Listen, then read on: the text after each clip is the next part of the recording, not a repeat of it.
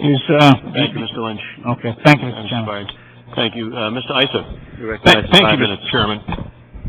Dr. Giller, with your background in the agency, you had the opportunity to work, obviously, with the intelligence community, somewhat with the military, and somewhat with the State Department. Would that be fair to say? Yes. So, just for the record, if I go to the State Department, they're going to always have a diplomatic answer that solves everything. You know, watch and engage and talk. If I go to the intelligence community, they're going to say watch, check, and do things clandestinely. And if I go to the military, they're going to say we can fix the problem. We just need boots on the ground. Is that fair to say that in every conflict that is predictable from each of those three pillars of our national defense? Well, I think many years ago, Lord Salisbury had a quotation that was a sort of a paraphrase of what you just said, Mr. Issa, but it's probably not entirely fair in that I think the professionals in each of those parts of the professional services and the executive branch know full well that they aren't the whole part of the story. Our military knows full well that there is an economic and diplomatic side. The intelligence people are there to serve the other things. So, well, I asked the rhetorical question for this reason.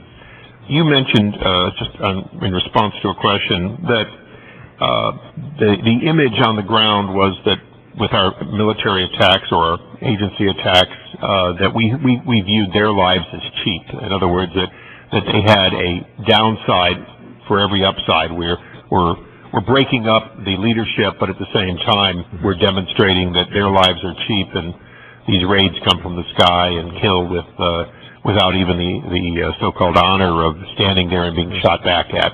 Fair assessment or fair paraphrasing? Yes, and I think that's reflected in the sorts of things as the poll result that Peter Bergen cited a couple of minutes ago.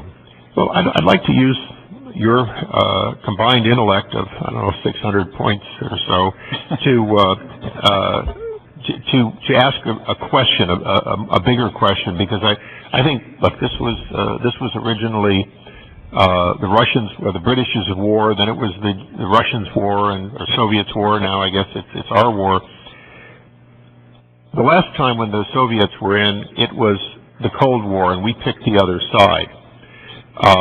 But we didn't pick it because we wanted to help the Afghans. We picked it because we wanted to hurt the Soviets. That's fair to say by all of you. The head shaking tells me I'm on the right track. Aren't we fairly in a Cold War, primarily with Iran, with Russia as a satellite player?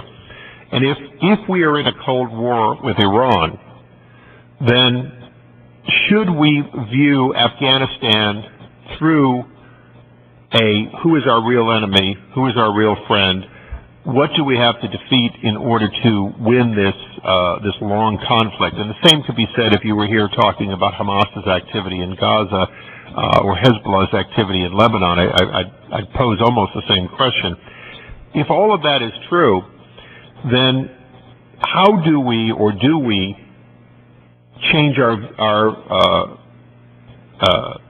direction in a way that causes us to be seen as reluctant to go to war, reluctant to kill, believers that in fact we engage only when we have to and only to the extent we have to. So I'm setting up that stage to say, is our national interest perhaps dealing with Iran and settling that, dealing with perhaps Russia's support in a Cold War way, and to a great extent, isn't the lack of world support in dealing with Afghanistan the result that there's a side that's on one side and therefore there's a side on another side?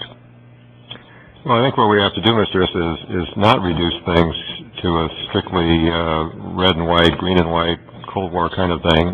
The lines of conflict are much more complex than that, and I think you're mentioning Iran this is the first time it came into this hearing. It's very appropriate you should raise it, because Iran and the United States actually have some parallel interests in Afghanistan, as was demonstrated in the wake of our ouster of the Taliban with Operation Enduring Freedom, and the diplomatic work that was done, led by Ambassador Dobbins, with a lot of Iranian help in the Bonn process back in late 2001 to start the political reconstruction process that led to the erection of the Karzai government.